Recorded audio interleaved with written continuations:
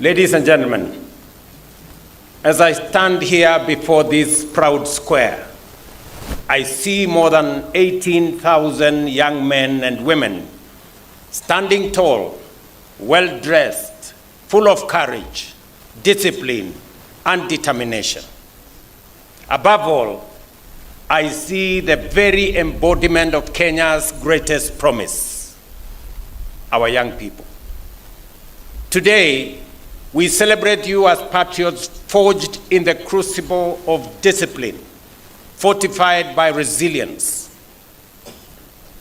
and united by a vision of service. This Pass Out parade is not merely a transition.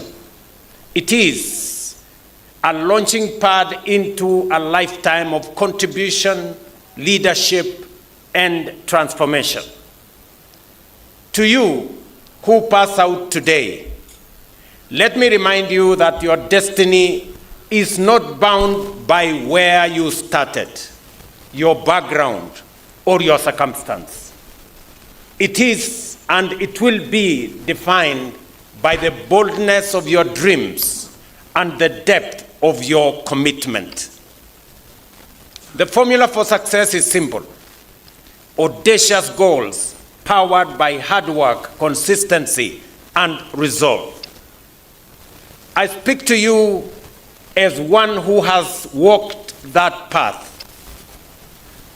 I was not born into privilege or wealth. I walked barefoot to school. I sold chicken by the roadside. Had I declared then that I would one day be the president of Kenya, many would have dismissed it as a folly. Yet, here we stand today. So let no one despise your beginnings. Let no one tell you that your dreams are too big. There is power in daring great, in raising the bar. That is why every time I travel abroad, as I recently did to Japan, I always am struck by what vision, discipline, and high ambition can achieve. I see their order, their infrastructure, their prosperity, and I ask, why not Kenya? Why not us? Many will say it is impossible, but they said the same to Japan after the war, to South Korea in the 1960s, to Malaysia, to Singapore, and even to us during the last election. They were wrong then, as they are wrong now. For too long, mediocrity has been accepted as the standard. As I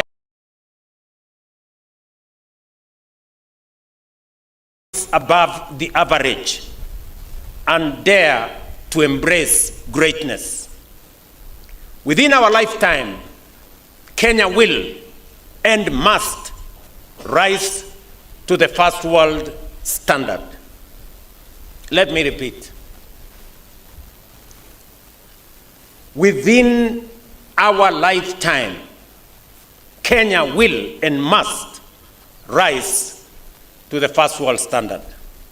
Ladies and gentlemen, when the NYS was founded 61 years ago, it was designed to equip young Kenyans with education, with skills, and national cohesion. Today, the challenge has grown. Nearly 1 million young Kenyans join the labor market every year, but too many are without opportunity. That is why we are implementing a bold, multi-pronged strategy to create jobs, expand opportunities, and empower every young Kenyan. We are modernizing our education and training systems, technical training and vocational education and training institutions have expanded from 180 learners in 2018 to over 700,000 today. And by the end of this year, we aim to have 2 million young people enrolled in our TVETs. In just the past 2 years, 76,000 new teachers have been hired, strengthening the foundation of our education system. And this journey continues. In January 2026, we will bring on board an additional 24,000 teachers, raising the total number recruited within 3 years to 100,000. This scale of investment in our educators is unmatched in Kenya's history, and it is a clear demonstration of the government of Kenya's steadfast commitment to teacher empowerment and to securing the future of our children through quality education under this administration. At the same time, itself, recruitment is expected to expand to 20,000, from 20,000 to 100,000 by 2028. NYS is becoming a productive enterprise in agriculture, engineering, construction, textiles, and hospitality. It is already producing maize meal, cooking oil, and fruit products, cutting costs and generating revenue. Soon,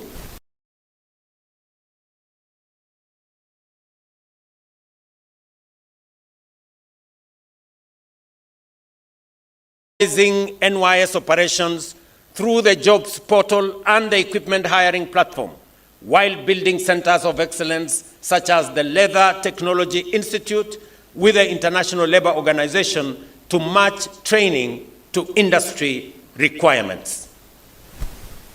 Ladies and gentlemen, we have specifically and strategically positioned housing as a primary engine of job creation.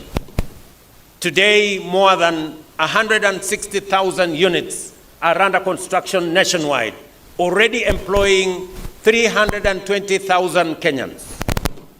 In the next few months, this number will double to 640,000 young Kenyans. I'm talking about architects, engineers, quantity surveyors, artisans, plumbers, masons, carpenters, electricians, and all of them in between. To strengthen skills, 4,000 interns in the housing sector have already been advertised by the Public Service Commission.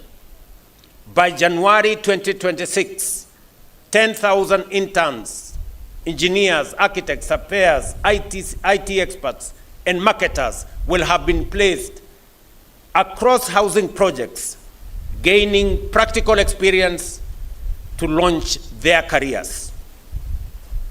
Through the Climate Works program, in which NYS plays a central role, we are linking environmental restoration to job creation. Young Kenyans are planting trees, cleaning rivers, and greening public spaces. In Nairobi alone, 45,000 young people are spearheading the regeneration of the Nairobi River into a green corridor. Soon, through countrywide expansion, this workforce will grow to 113,000, including in this county of Nakuru. At the same time, the Kandarasi Mtaani initiative will provide an additional 200,000 jobs in housing and market projects, building walls, paving roads, installing wastewater systems, and equipping young people with skills while expanding their incomes. Further, through the Hustler Fund, 26 million Kenyans have so far accessed affordable credit. A whopping 72 billion has been disbursed and 5 billion shillings saved in the Hustler Fund. In addition, more than 5 million young Kenyans have improved their credit scores, opening doors to bigger loans of up to 150,000 and new opportunities for enterprise. For those whose dreams reach beyond our borders, we are creating secure pathways to global opportunities. Labor mobility agreements with Germany, Canada, and Gulf states have already enabled 430,000 young Kenyans in the last 2 years to secure decent jobs abroad in different countries and incomes that uplift families and strengthen our economy. We are now negotiating more agreements to open more doors for even more of our skilled, tech-savvy young people to thrive on the world stage. To support them, the WESO Fund and the Youth Enterprise Development Fund are financing air tickets, visas, and settlement costs, while also providing pre-departure training and certification. Within the last 1 year, 244 million shillings enabled 2,300 to take up international jobs. At the same time, the National Youth Opportunities Towards Advancement, commonly known as Nyota project, is now building on the past success. Over 1 million applicants were received this year, with interventions ranging from access to government procurement opportunities, training for 600,000 young people in business support, and business support for 110,000 entrepreneurs. Across every ward in Kenya, 100,000 young people will each receive 50,000 startup capital.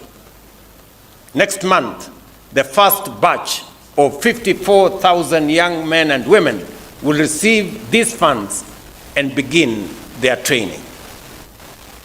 On the digital front, our digital superhighway agenda has expanded fiber optic coverage by 24,000 kilometers, connecting towns and villages. From a handful of Wi-Fi hotspots in 2022, today we have about 1,500 free access points empowering traders, innovators, and students. Alongside this, 300 digital hubs have been completed and 400 more are under construction. Already, 1.9 million young people have received digital skills training, and nearly 300,000 have secured online jobs through Ajira, Jitume, and BPO services. To you graduating today, the road ahead is full of promise and opportunity. Some of you will advance into higher training in agriculture, ICT, engineering, and hospitality, becoming the skilled professionals who will drive our industries forward. Others will join our disciplined services, standing guard over our nation's peace and security. And I have already given instructions to the Ministry of Interior that next year, next month, when we hire 10,000 police officers, of the 10,000, 4,000 must come from the National Youth Service. Many more of you will venture into private enterprise, powered by the Hustler Fund, Nyota, and other initiatives that are turning ideas into thriving businesses. Wherever your path leads you, each of you carries responsibility and the privilege of building Kenya's future. And my message to you is simple. Hard work, courage, and faith will carry you further than privilege ever could. From this day, go forward in confidence, serve with pride, innovate with boldness, and strive with conviction. Congratulations on completing this course. You will now transition into public service or national service, as they call it at the NYS.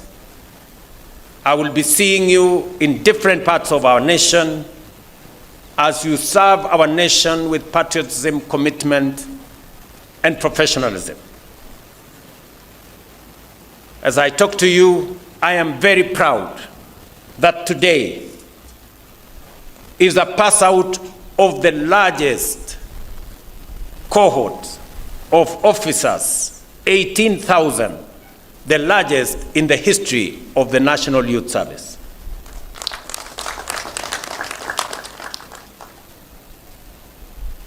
And it is my intention, working with the ministry concerned, to make sure that this National Youth Service becomes the channel of ensuring that children from across Kenya, especially from underprivileged communities and families, find a path to the future by using the platform of the National Youth Service.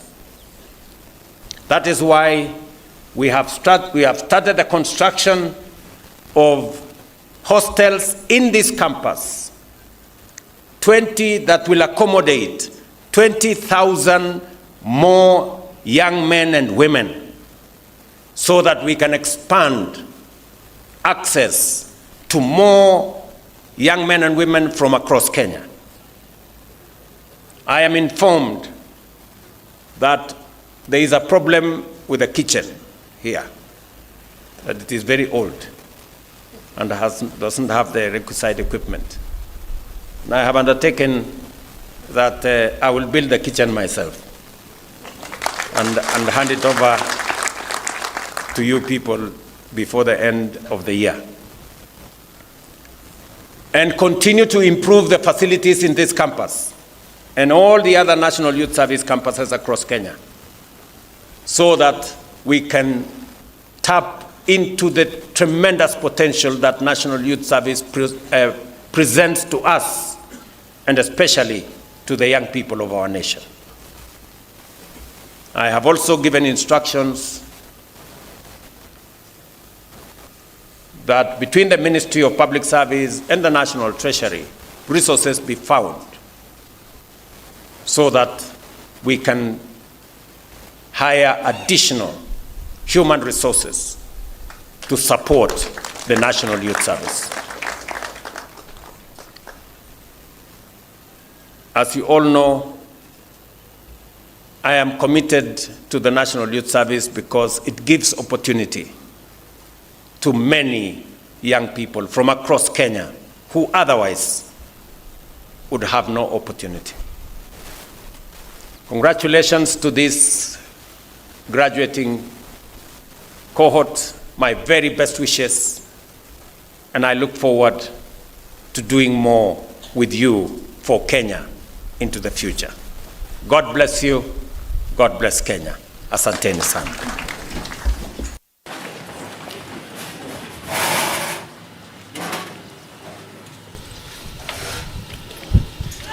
Kenny.